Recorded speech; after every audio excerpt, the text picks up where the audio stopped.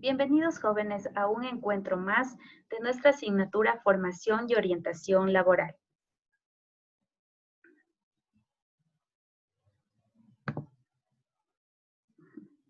Antes de iniciar con nuestra primera unidad, debemos ver por qué es importante o para qué nos va a servir estudiar la asignatura de FOL.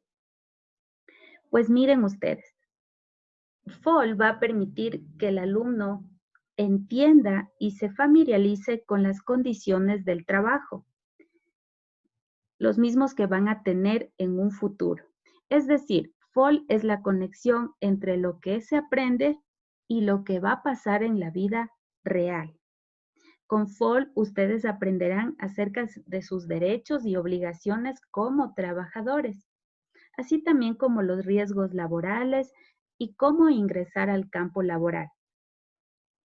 FOL nos va a ayudar para que tengan sus propias armas y para que no se produzcan abusos o explotación en su trabajo. Entonces es una asignatura muy importante. Vamos a iniciar entonces con la unidad 1 que pertenece o corresponde al derecho y relaciones laborales. Nuestro tema número 1 es el trabajo. En este encuentro vamos a ver la definición y evolución del trabajo, el derecho y los deberes del trabajador, así como las clases de empleo. Veamos entonces qué es el trabajo. Miren, se denomina trabajo a toda actividad que se realiza a cambio de un salario o a cambio de un sueldo. ¿Sí? A lo largo de la historia, el trabajo ha sufrido muchas variaciones y vamos a verlo en la siguiente línea de tiempo. Miren entonces, observen ustedes ahí esta línea de tiempo donde vamos a ver que a lo largo de la historia ha habido una serie de acontecimientos que han ido variando paulatinamente el concepto de trabajo. En la revolución neolítica en la prehistoria aparecieron nuevas formas de tratar la piedra, realizando así nuevos instrumentos y utensilios, junto con los descubrimientos como la agricultura y la ganadería, se establece o se da lugar a la división del trabajo, creando así el trabajo manual y el trabajo intelectual. En las antiguas civilizaciones aparece el sistema de la esclavitud, ¿sí? Y el trabajo era objeto de menosprecio social. Solo los trabajadores agrícolas y los esclavos cultos o los artistas tenían otra consideración social. En la Edad Media, con el feudalismo, los siervos se veían obligados a trabajar para el señor noble o feudal sin recibir nada a cambio. Y así también la religión hace o les da la idea de que trabajar les dará la salvación espiritual. Veamos entonces que en la Edad Moderna el trabajo tiene por objeto conseguir el bienestar terrenal con el desarrollo de las artesanías, la manufactura y la agricultura.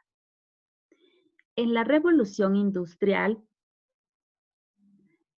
aparecen nuevas técnicas y organizaciones con los inventos y los avances científicos, los mismos que transforman el mundo del trabajo, concentrándose así la mano de obra en fábricas, creando grandes centros industriales y apareciendo la figura del obrero y del capitalista. Y así también la revolución agrícola con la aplicación de maquinaria. Vemos entonces que todas estas revoluciones van cambiando el concepto de trabajo.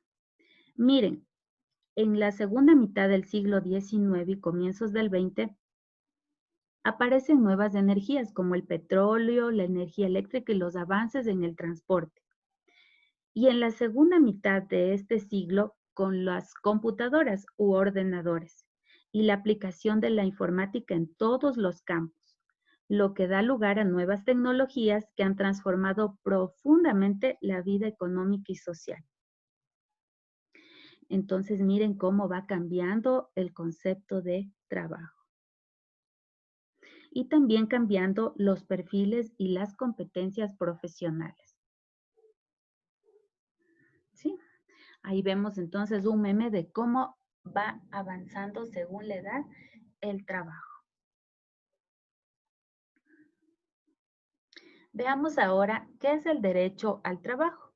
Primero debemos de entender que el derecho es un conjunto de normas y reglas elaboradas por el Poder Legislativo, a veces también por el gobierno, y deben cumplirse obligatoriamente y están dirigidas a regular la convivencia humana en toda sociedad civil. Ahora, ¿qué es el trabajo? Dijimos que es toda actividad humana que requiere un esfuerzo físico o intelectual y está dirigido a intercambiar con un salario.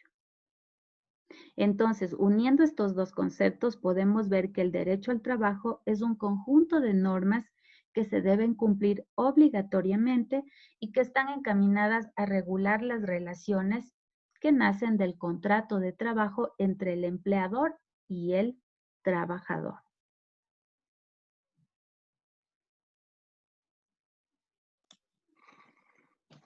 Seguimos avanzando. Vamos a ver ahora qué son las fuentes del derecho laboral.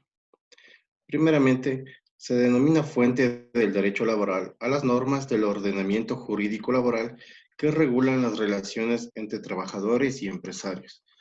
Tenemos de dos tipos, las internas y externas. En las internas encontramos las leyes y reglamentos, donde está la Constitución, las leyes orgánicas, los decretos legislativos y reglamentos. También tenemos convenios colectivos, contratos de trabajo y las costumbres locales y profesionales. Las fuentes externas del derecho laboral tenemos los reglamentos y directivas de los bloques económicos, por ejemplo, la Comunidad Andina. Tenemos también los convenios y las recomendaciones de la OIT, que es la Organización Internacional del Trabajo, así como los tratados o convenios internacionales. Estas normas se ordenan según el principio de jerarquía normativa. En el caso de Ecuador, el orden de jerarquía es el siguiente. Empezamos desde la parte de abajo donde están las costumbres locales y profesionales. Seguimos con los contratos de trabajo, contratos colectivos, los acuerdos ministeriales y reglamentos, decretos, mandatos y decretos legislativos. Más arriba encontramos a las leyes ordinarias, las leyes orgánicas, los acuerdos internacionales suscritos y ratificados por el Ecuador y como tope está la Constitución Nacional.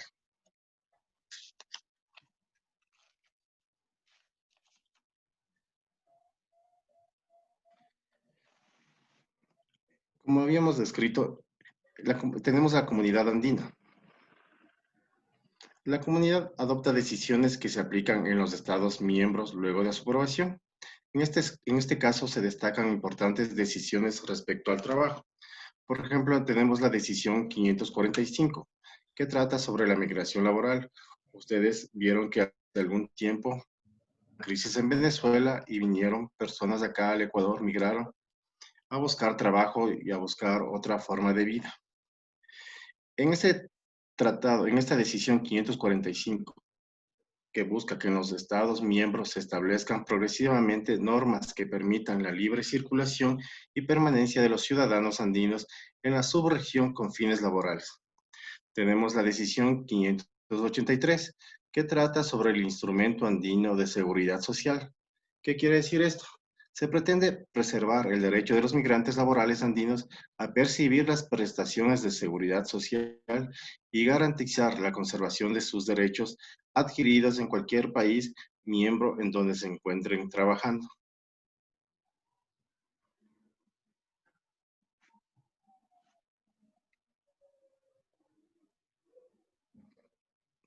La Organización Internacional del Trabajo es un organismo a nivel internacional que puede crear derecho en materia laboral. Este organismo establece convenios y recomendaciones para mejorar la vida y labores de todos los trabajadores. Los estados suscriben un acuerdo que deben cumplir obligatoriamente. Está formado por el gobierno, los empresarios y el sindicato de los trabajadores.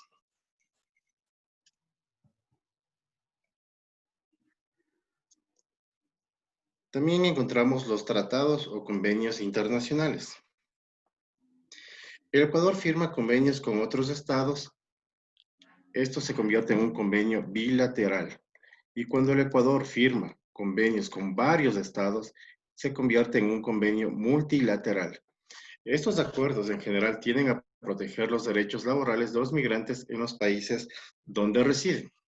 Son muy importantes.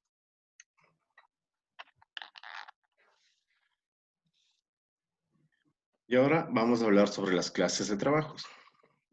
Encontramos de dos tipos, por cuenta ajena y por cuenta propia.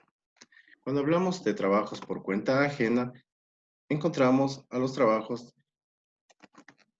que están los organismos del Estado, por ejemplo, los ministerios, en donde están ahí la policía, están los profesores, y también hablamos del trabajo privado, donde están las empresas, por ejemplo, los bancos, ¿sí? Cuando hablamos de trabajos por cuenta propia, estamos como autónomos cuando nos encargamos de algún emprendimiento, ¿sí? Y los trabajos de asociados. ¿Qué quiere decir esto? Donde se encuentran las cooperativas de taxis, las sociedades, entre otras cosas. Estos temas son muy importantes que más adelante también lo volveremos a tratar en cuanto al tema de trabajo en la unidad número 1.